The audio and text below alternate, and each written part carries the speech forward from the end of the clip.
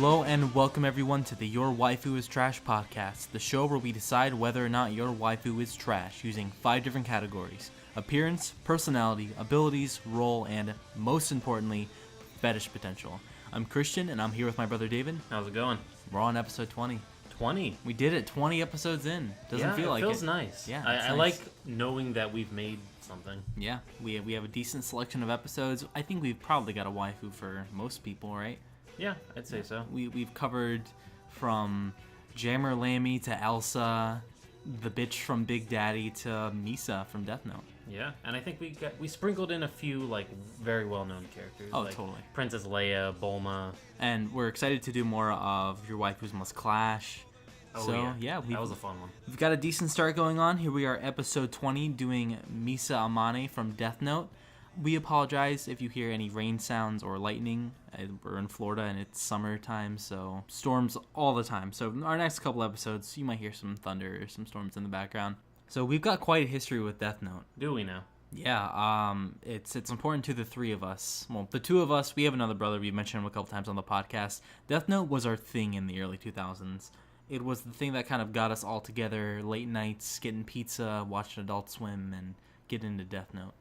Yeah, I was on board for like the first half of the series. Everyone is on board for the first half, and to this day, I stand by the fact that the first half of Death Note is fucking incredible. Phenomenal. It is some of the best tension I've ever seen, besides Kaiji and shit like that. I will never disagree with that. The writing is impeccable. So fucking good. And the anime, now we haven't read the manga, but the anime did such a fantastic job of just conveying the tension between Light and L. And Misa, honestly. A lot of people think of Death Note as the battle between Light and L, but Misa is a huge integral part to all of it. Misa is She's the man wild in the card. middle. Yeah. You can't predict where she's going because she's so crazy, yet at the same time, she's got a little more going on for her mentally than a lot of people give her credit for. I will never say that she's intelligent, but she's definitely wily. She's like Harley Quinn, kind of.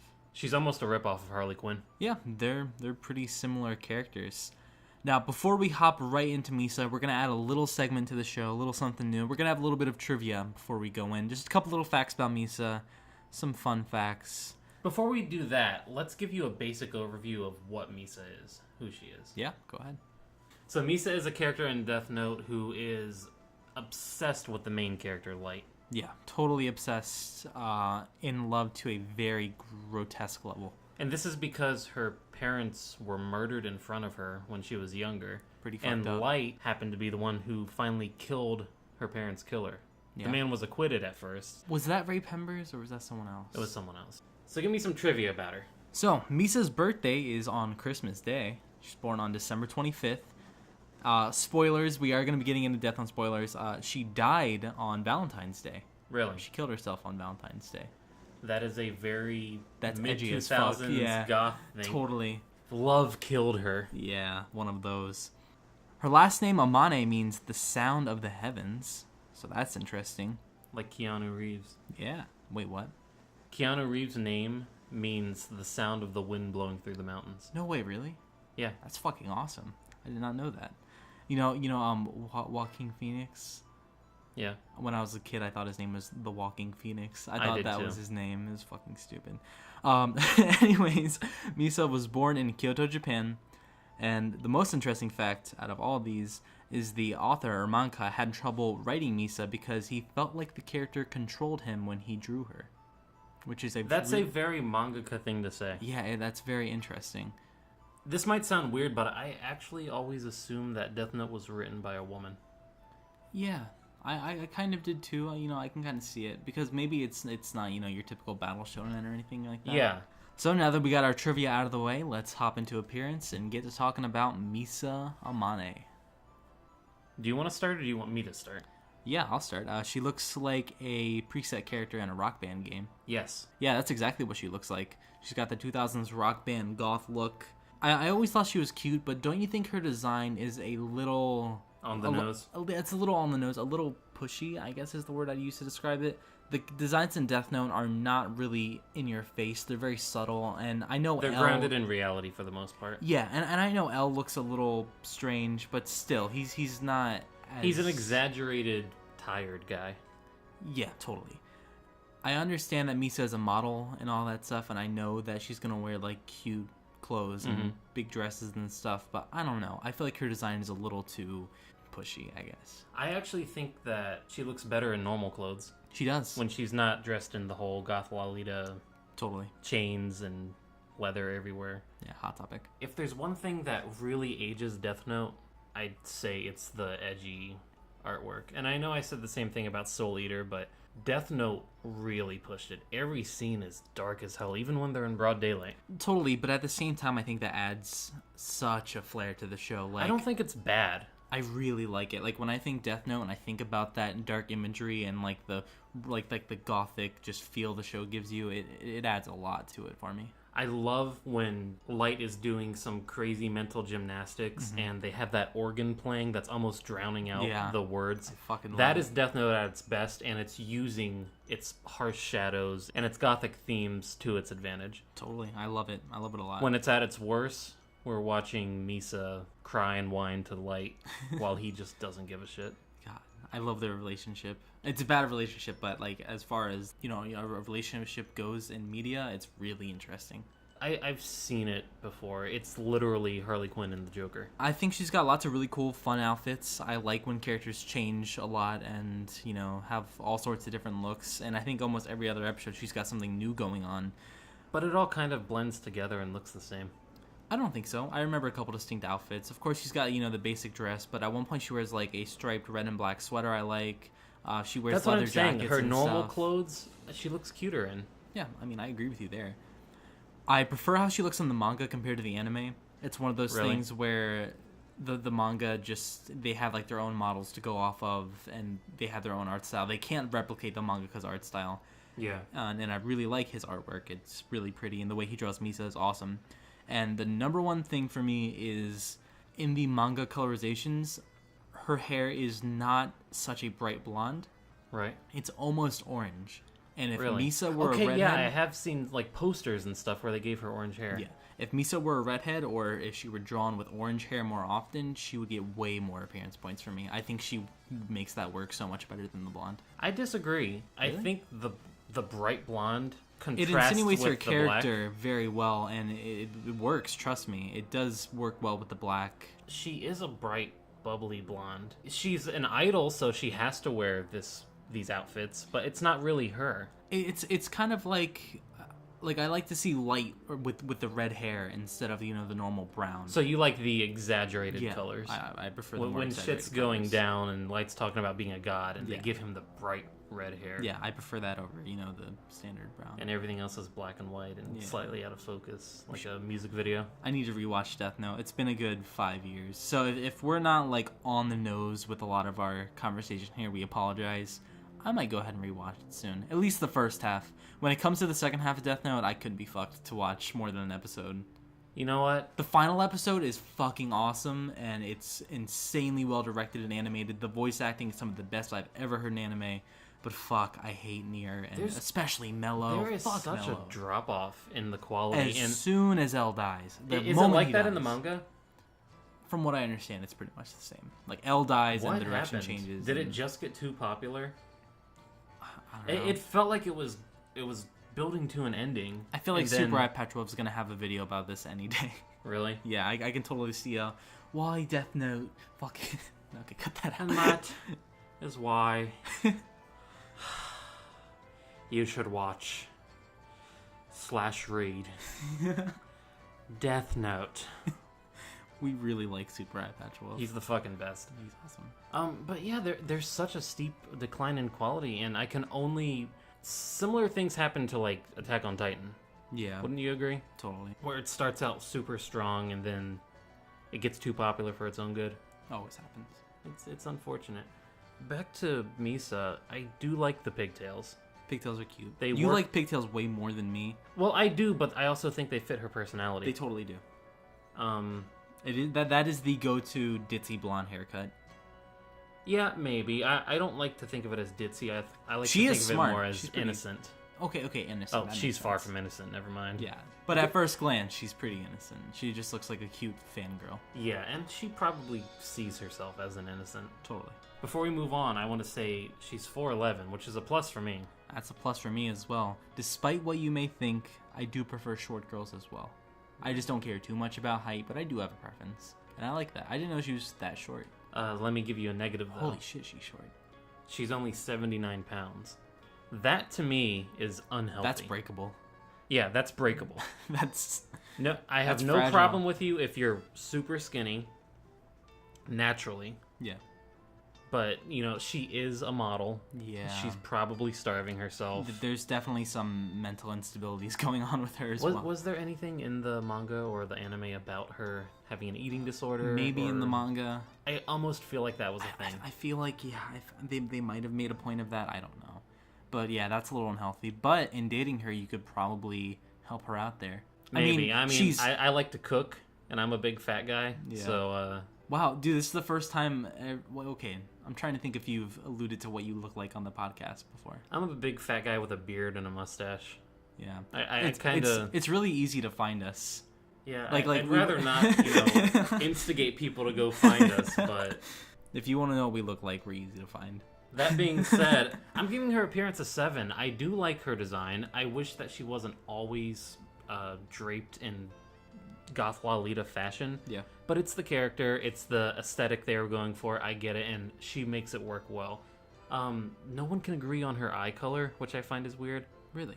Yeah, she's been given green eyes, blue eyes, brown eyes, That's kinda cool. pink eyes. Red eyes when she has the Shinigami ideal going on. But... We talked about it in the Lum episode. I like we both enjoy when colors are not really so... Set.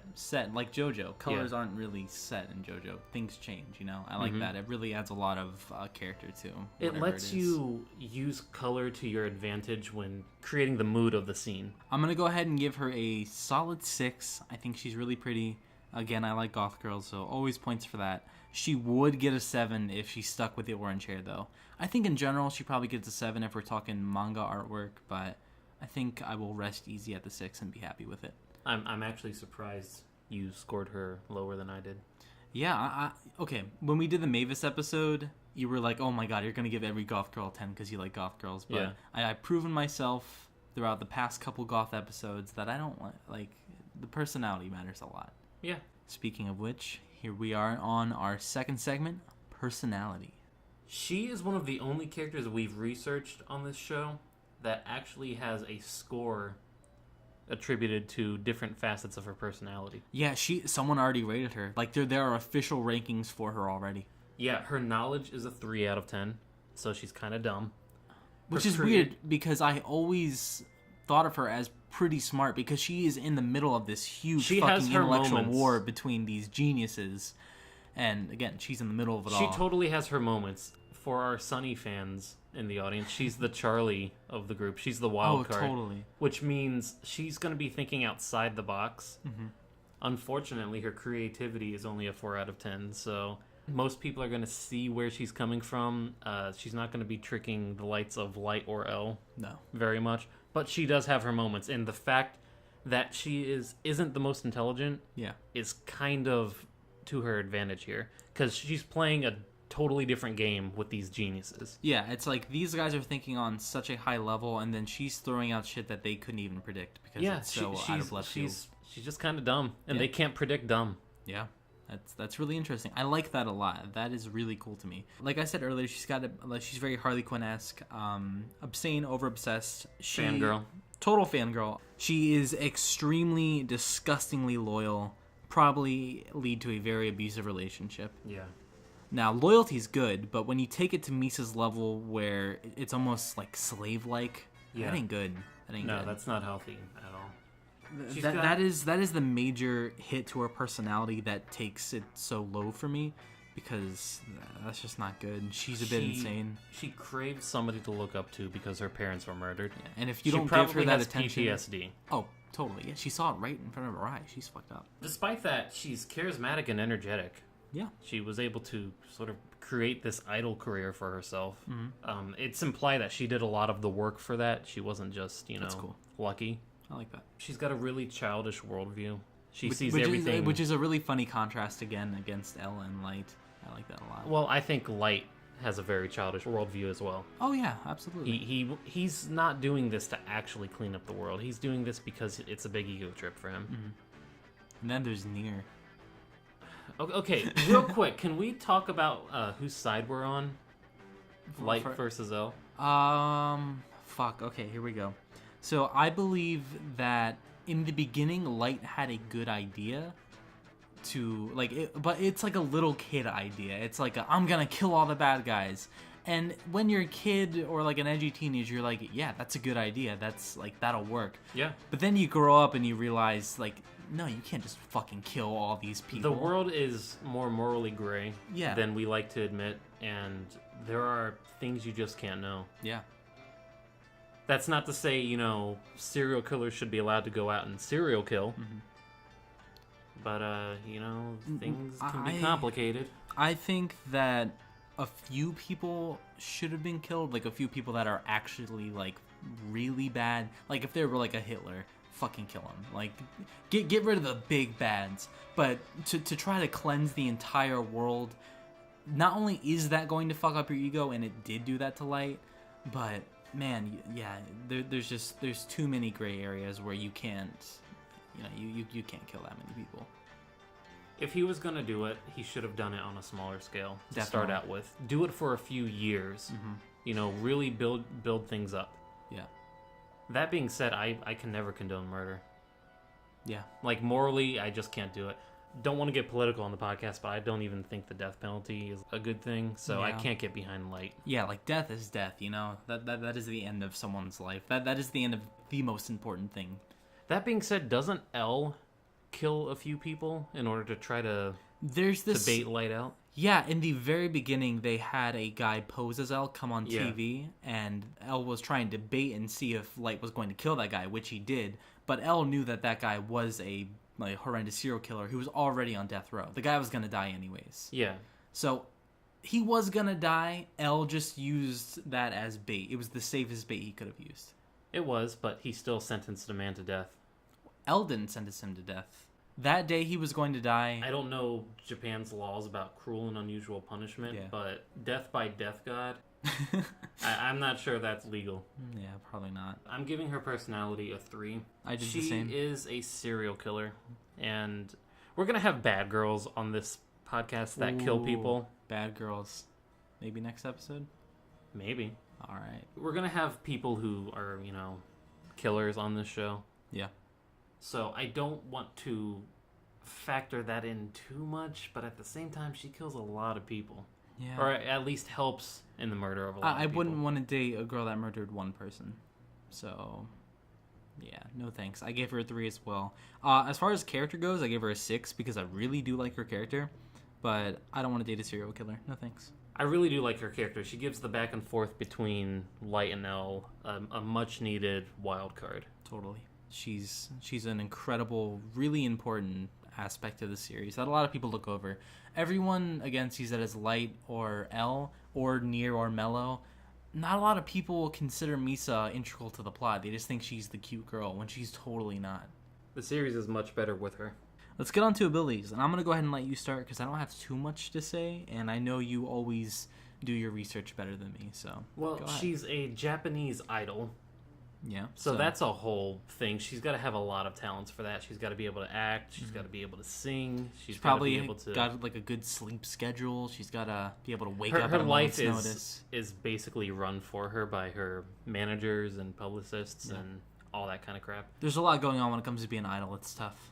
She doesn't have a lot of agency of her own. She's not very independent. I don't think she really wants it because she kind of latches onto Light and just does what he says. Yeah. She's very much a lackey. She's got the Death Note for a little bit. She has her own Death Note. Oh yeah, she has her own Death Note. I totally forgot about that. She becomes the second Kira. She does the Shinigami ideal so she can see people's names and their death date or their remaining lifespan just by looking at them. Which is insane. Like, the Death Note itself is already insanely powerful, but the fact that she has the eye, she's even more powerful than Light. Yeah, she is. She just doesn't have the ambition or the intelligence. As far as abilities go, she's like one of the most strongest characters ever. Fucking Thanos. Just write his name down. That's it. He's out. I mean, yeah, if she knows Thanos' name. Yeah. How do we even know that's his real name? Good point. It's funny that Thanos has become like the go-to powerful character. Yeah, totally. He's the biggest one right now. And when I first saw him, he was just the ape guy from Marvel vs. Capcom 2. Yeah, me too. He was like, oh, cool, that guy. One last skill that she has. Apparently, she's a good video editor. Is she? Yeah. That's cool. Dude, I would like her to edit our podcast. Maybe that's the date. Well, I mean, video editor. Well, I don't know if she can do sound. She could probably do it better than us. Our podcast sounds like shit. I'm going to go ahead and give her a 6 for abilities, mostly because she just has the Death Note, which is an insane ability that I've always really loved, and the Shinigami eyes are really neat as well. And she could probably do some really crazy shit. Assuming that you are a crazy person and that you really like Misa and that you want to date her and you're edgy and you want to be like light, you can probably get a lot out of her by using her Death Note to kill many people. That's the thing. She has some pretty good abilities, but she doesn't have the agency or the confidence to act on her own for the most part. She kind of needs a boyfriend. She needs somebody telling her what to do. She is a total Without lackey. that, she literally kills herself. So I was going to give her a 4 in abilities. Yeah. Because while they're great, she just can't use them. But then I learned about her video editing skills, and that's actually pretty useful. Yeah. So she gets a 5 from me. Cool. Respectable. Now, I would like to start with role because I really, really like her role in the story a lot. Go for it. Everything in Death Note is a game, including her relationship with Light. Their conversations are always really interesting. Like, Light is always turning her down, but also trying to use her in the best way. And Misa kind of just doesn't get it, but there's just this loyalty that she has for him. It's super abusive, but done in such a creative way that involves the Death Note and, like, the lives of many people on the line. And, of course, you know, there's L involved in it all as well, just making things even more interesting. And I think without her, the story would be very bland.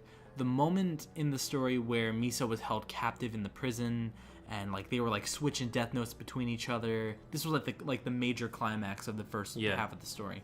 That was when I was most interested. That's when I could not stop watching, and it was mostly because of Misa's just insanity. I like the fact that Light got a sidekick, yet even he couldn't quite trust her entirely. Yeah, it's a really cool relationship / sidekick role that I've never seen. If there's you one might thing, have, but I've never seen it. If there's one thing that they did better than the Joker-Harley relationship, it's that Light couldn't actually trust Misa 100%.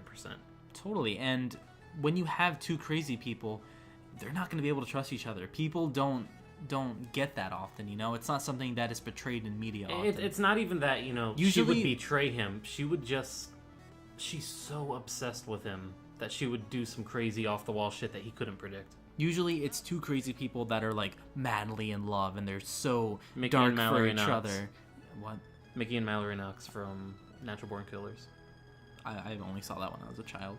Oh shit! Yeah, it's exactly what you described. Yeah, it's usually that kind of thing, if for edgy kids to eat up and to like get in on all that. But here, like there's just this fucking tension between them the whole time, and like they or at least Light just can't trust her. There's true insanity going on here, and it's not meshing well. Not only insanity, but stupidity. Yeah. She's just not smart enough to follow sometimes. Yeah, it's really great. I love her role. She adds a lot to it. I like her because she is almost a critique of people who like anti-heroes. Yeah. People who condone acts of violence and murder because it justifies a sense of justice to them. And you know, the Death Note manga or anime, they are reflecting on all of these tropes and all of these things. Right. The fucking Netflix adaptation just took it all at face value. Exactly. And just made it the edgiest, worst piece of shit I've ever seen. God, I hate that. It's gonna go down in history as like an unintentional comedy masterpiece. Oh, totally, dude. Especially the final shot of that movie. That is comedy gold. Oh my god. Oh fuck. I was about to recommend it, but I can't do that. Recommend the movie? I can't do it. Yeah, don't recommend the Death Note movie.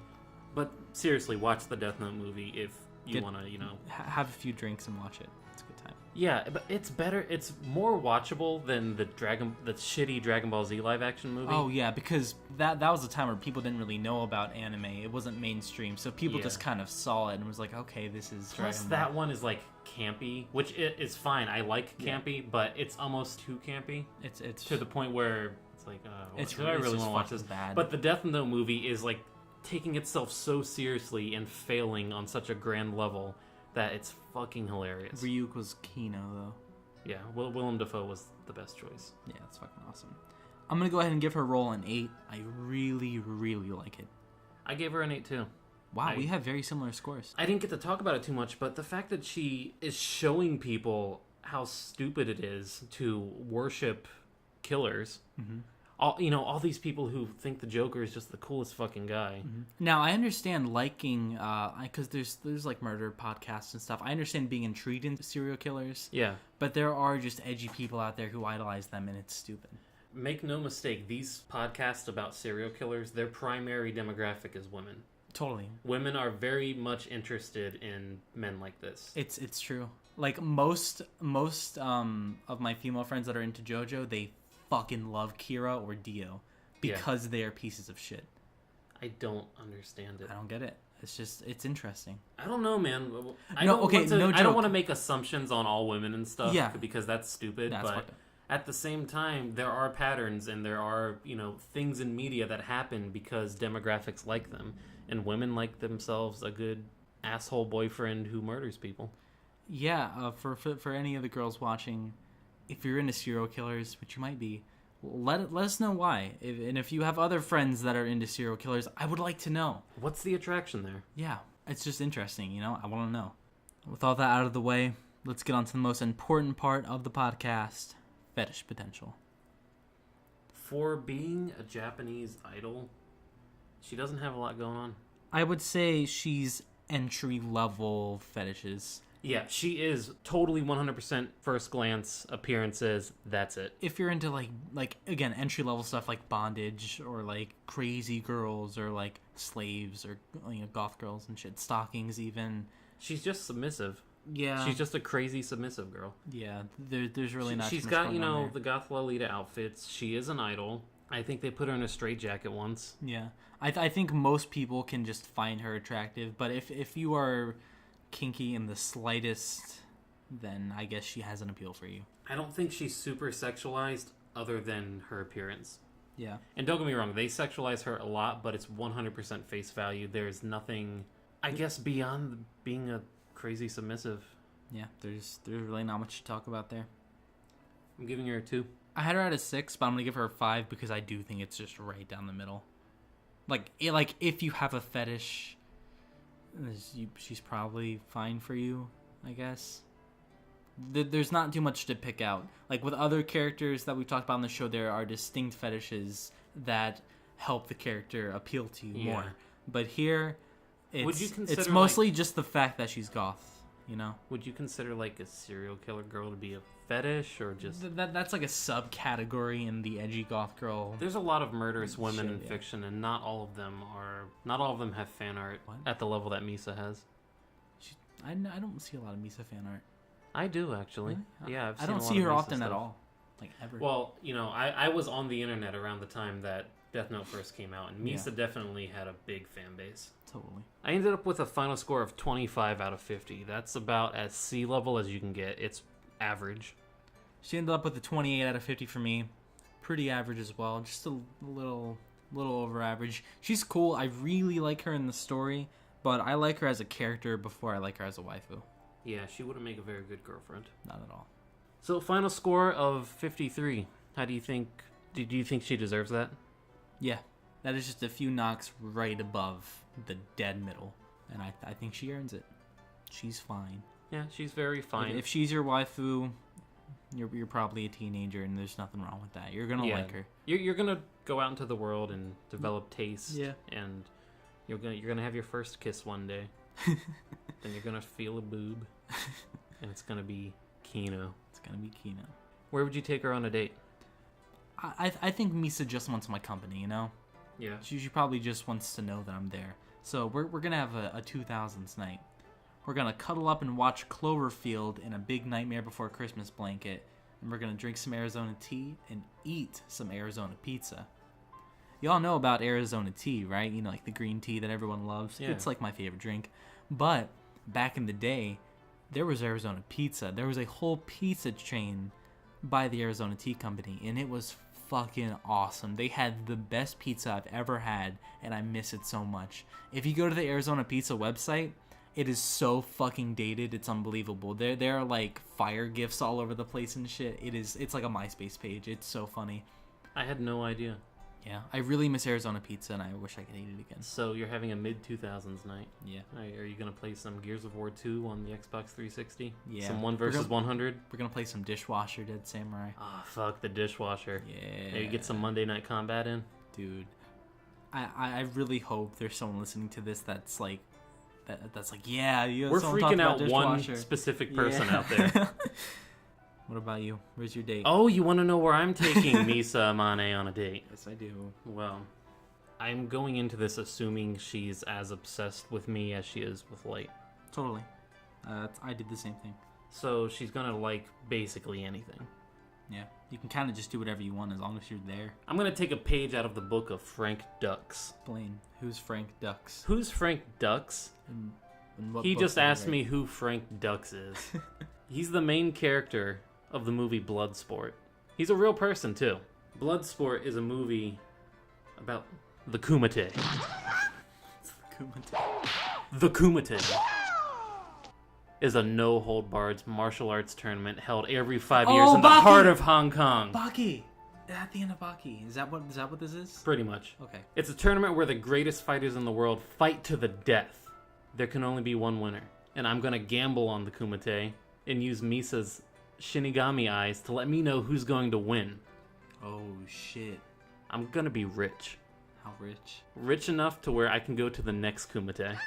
Because it's like one of those things where only the super rich or martial arts masters get to watch. I think she would really like that. She would get to kill people. She'd get to spend time with you. It'll feed her bloodlust. Yeah, dude, yeah, she'd be killing some really powerful people. That sounds awesome. Kumite. Well, thank you all for watching. We hope you enjoyed this episode. It was fun to make. Thank you all for subscribing. We really appreciate it. We're at like a solid 26 right now, which doesn't seem like a lot to most people, but that's a lot for us. It's inspiring. That's really great. We're getting a few more views, and it's always nice seeing that you guys are watching. We've got a decent amount of episodes out, so feel free to watch or listen to them all. And if you have any recommendations for waifus, go ahead and comment, like, subscribe, all that fun stuff if you enjoy our content. If you want to email us, that is waifutrashpodcast@gmail.com. Our Facebook is the name of the show. If you want to follow us on Twitter, that is waifu_podcast. And if you really enjoy what we do and you want to support us on Patreon, that is Your Waifu Is Trash. And again, all those links are in the description as well. So go ahead and check us out. David, do you have any last words? Kumite. Do it for her.